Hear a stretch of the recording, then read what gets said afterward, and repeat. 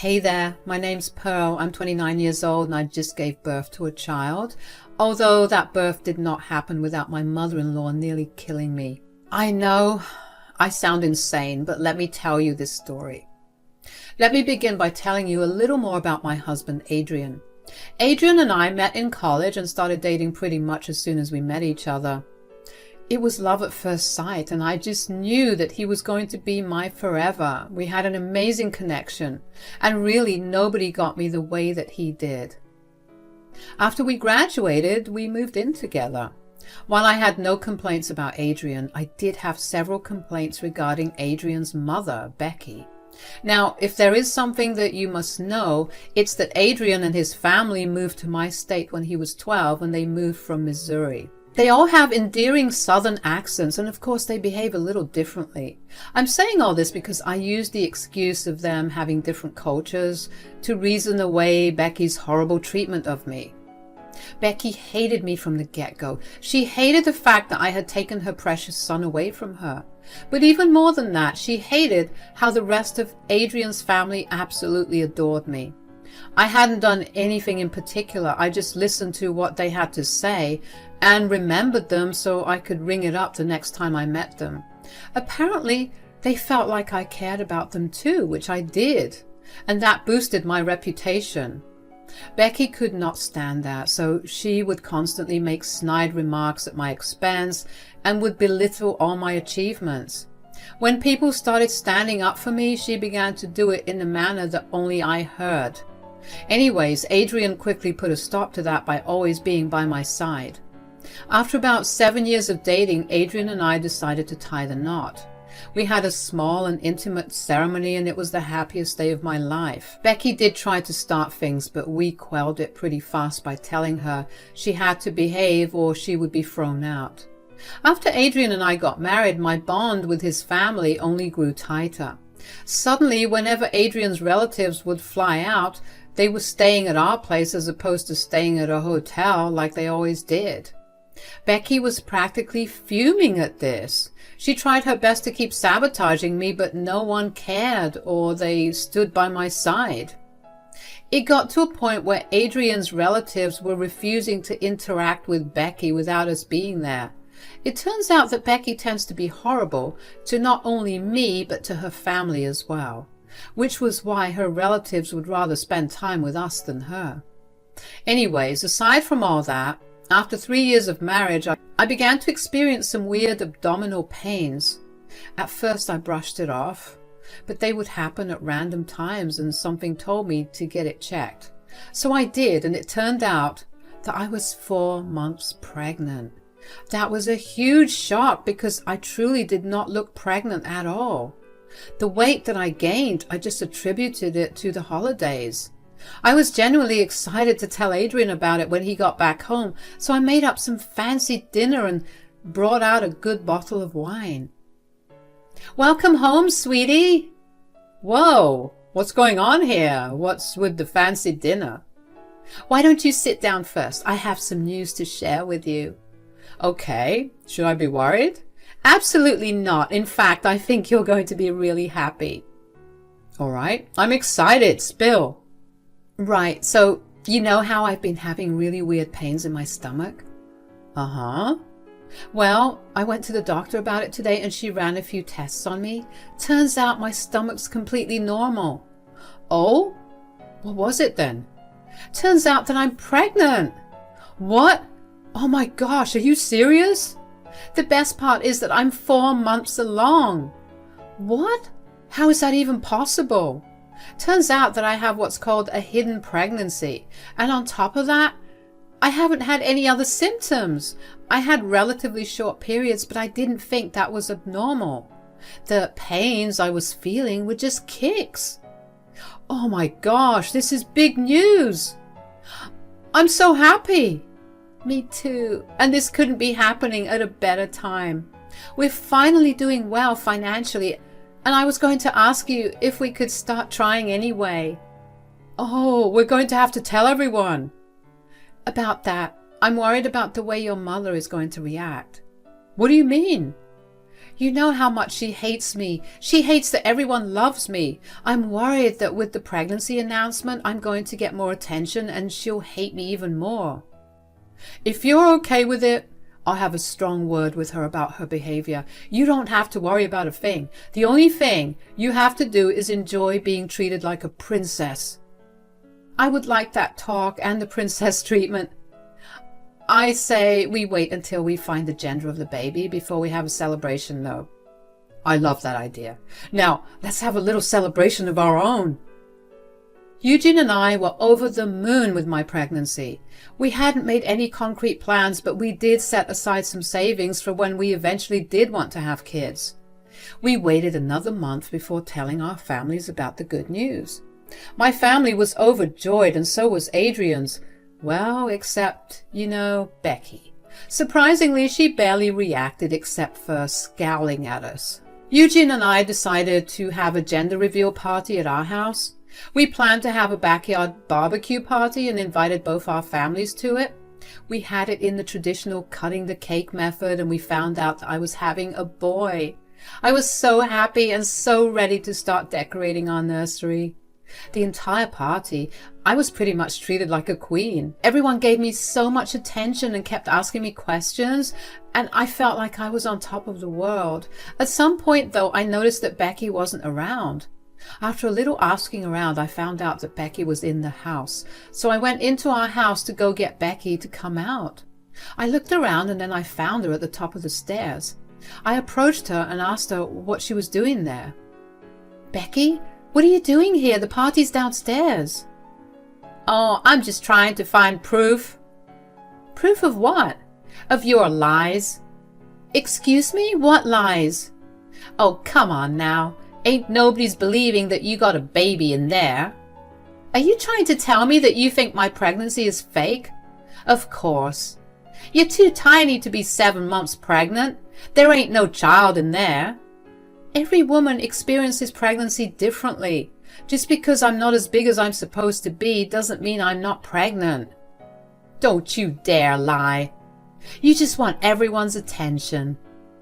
"Why would I fake a whole pregnancy just to get attention? And why would I want attention in the first place?" "I know you're kind. You're jealous that my son pays me all the attention when I come over, and you want to take that away." "Becky, I think you're projecting some of your feelings onto me, and I really don't appreciate that."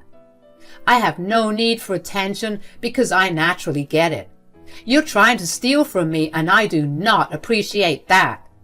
"Look, you're stressing me out, and that is not good for the baby. I'm just going to go." "Stop trying to steal the spotlight. No one gives a darn about you." "What are you—" The last thing I remember was her pushing me down the stairs and then feeling excruciating pain. I passed out for a while, and when I finally came to, I was in a hospital bed with a tube running through my hand, and weirdly, I was in pain in my abdomen. I had no idea about what had happened, but thankfully Eugene was sitting right beside me. He was asleep in his chair. I coughed a little, and that woke him up immediately. He looked so shocked and relieved to see me awake. "Pearl, you're awake, thank God." What happened? "You slipped down some stairs." "Are you sure?" "Yeah, I have some really bad news, and I need you to be as calm as you can." "Oh no. How's my baby? Don't tell me something happened to my precious child." "Pearl, sweetie, calm down, please. You just lost a lot of blood, and we're struggling to find a suitable donor." "But what about my baby? I need to know if my baby is okay." "Because of how much blood you were losing, they had to induce your pregnancy, and you gave birth." "But how's the baby?" I can't say." "What do you mean?" "They're doing everything they can to stabilize our child." "Where is he? I need to see him." "He's in the NICU. He's in good hands. You have nothing to worry about. There's nothing more you can do. Don't blame yourself for anything. Once we get a donor for you, we can focus on our child, okay?" "Yeah, but I'm not blaming myself." "Good. I have someone else to blame." "What do you mean?" "I'll let you know, but could you please bring your mother down here?" Why? Just please don't ask questions. I'm going through enough. Bring her here and tell her everything that happened in front of me. I'll explain everything else after. Okay, but first, let's get you your blood, and then we'll do everything else that you wanted. Yeah, okay. Eugene went to talk to my doctor, and thankfully they had found a donor who was willing to donate immediately for me. The stress of everything made me fall right back asleep after the blood transfusion. I had so many emotions swirling through me, and I didn't know what to make of them. On one hand, I was grateful that my son was still alive, but I also knew that he might grow up with some developmental issues. I didn't have a problem with that, but the fact that Becky would be the reason that my son struggled made me feel hot with anger. I was asleep for a good 3 hours, and when I woke up, I felt much better. Once again, Eugene was next to me and immediately rushed to my side when I woke up. Hi, sweetie. You fell asleep for a little while. How do you feel right now? A lot better. How's our son? They've managed to stabilize him. He'll have to be in the NICU for the next 2 months. Will I be able to hold him? Not yet, but soon, I promise. Until then, we will definitely get to see him. I saw him and he looks adorable. All right, I'm glad that everything's okay.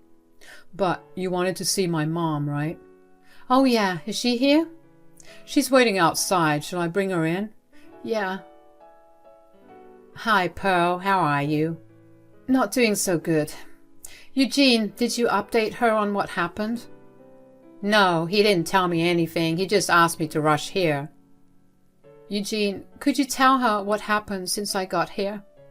Well, Mom, after you came running to us about Pearl slipping down the stairs, she ended up bleeding a lot. She had to get induced so she could give birth to the baby. Thankfully, the doctors and nurses managed to stabilize our son. He's just going to be in the NICU for a while now. Oh, you gave birth? Pearl, congratulations. Don't even. Do you have something to say to me and Eugene? What are you talking about, sweetie? You said Becky came running to you after I slipped, right? Yes, and I'm so grateful that at least she saw it because none of us heard you fall. Great. Now, Becky, should I be the one to tell him, or will you do it yourself? What is she talking about, Mom? Oh, I don't know. She just gave birth. She's probably just making things up. She's probably suffering from mommy brain. Lord knows I had a bad case of it after I gave birth to you. Do not even try to make this into something as arbitrary as that. Eugene, your mother pushed me down the stairs. What?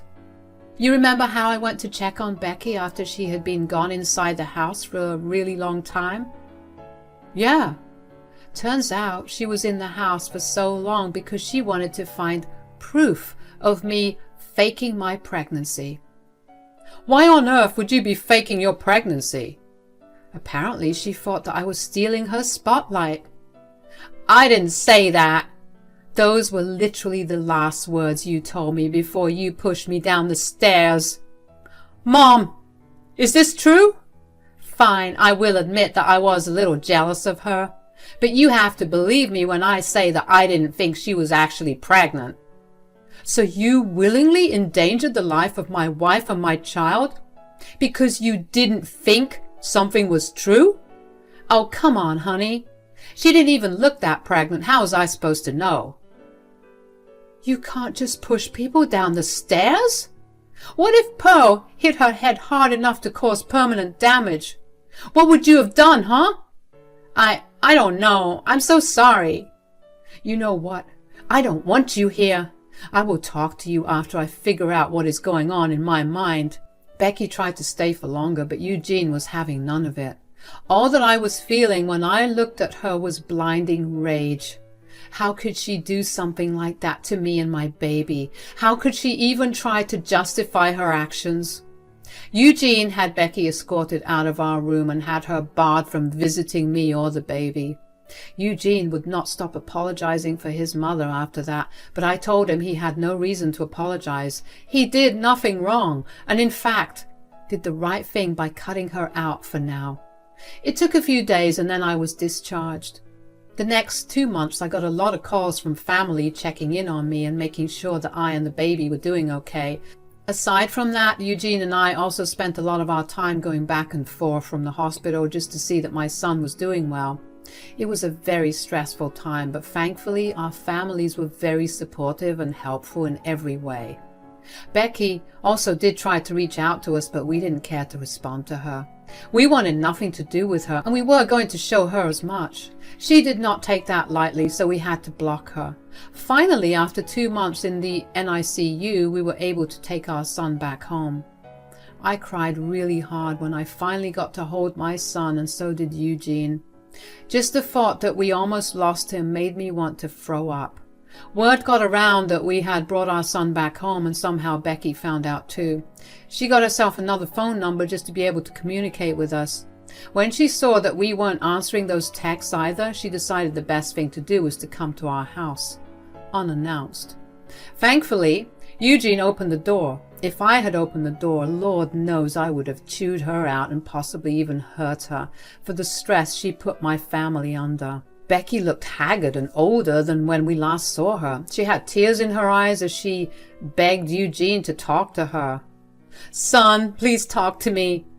"Mom, you need to stop trying to contact us." "How can I not? My son won't talk to me, and I don't get to see my grandson." "You think you get to see our son? You don't think we're in pain from not being able to hold our little boy?" "I really am sorry. Please at least talk to me. I thought I was doing something right." How was pushing my wife down a flight of stairs the right thing to do? "She's always been trying to steal everyone's attention. I see the way that she tries so hard, and it's just so darn hard to keep my anger in check." You have no idea how insane you sound right now. "I do not. I was trying to do what was best for you." "Best for me? How was this best for me?" "I always knew you could do so much better than Pearl. I was just trying to get you to see that." "By almost killing my child and wife? Are you kidding me right now? What you did was not done for me, but because you couldn't handle the fact that there was someone better than you in your family." "Pearl is not better than me." "Oh, she is in every way. She cooks better food and has a much better temperament than you. Why do you think more of our family has started coming over to our place for Thanksgiving when we host? Nobody can stand you and your entitlement." "You take that back right this second. That is no way to speak to your mother." "No, I will speak to you the way you deserve to be spoken to. You made our lives a nightmare from the start, and I have been silent about it only because Pearl begged me not to damage my relationship with you." "Okay, I get it. I'm a horrible mother." "You are. You absolutely are. You're lucky that we're not going to the police about you hurting Pearl and our son." "Oh, please. Like as if you have evidence of it. It'll be my word against hers." "Who said we didn't have evidence? Don't try and bluff me right now.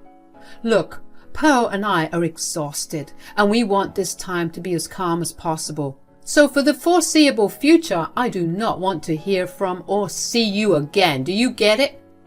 "You can't do that. I want to see my grandson too." "Oh, you are never seeing your grandson." "What?" "You have no idea how much our son is going to suffer thanks to your jealousy. The least I could do is make sure that he never meets the source of his problem. I will fight for my grandparents' rights." "Go for it. Bye." Eugene was mad that Becky still had the audacity to even show up. If it were me in her place, I would never have shown my face to my family, but hey, everyone's different, I guess. Becky did not give up on trying to contact us. Not only would she call and text us a whole bunch of times, but she would also show up at our doorstep and make a huge ruckus until we opened the door. So Eugene and I did the only sensible thing and got a restraining order against Becky. She once again did not like that, but I was so tired by this point that I really did not care. Thankfully, Eugene and I dealt with Becky just in time for us to take our son home. Let me tell you, Holding him for the first time made me sob and feel so grateful that he was still alive.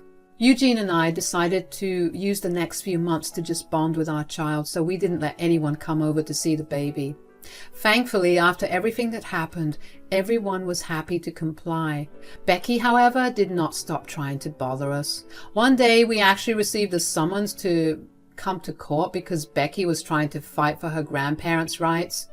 That threw me into a blind rage. I couldn't believe that she was actually trying to claim grandparent rights when she almost killed me and the grandson she so desperately wanted to see.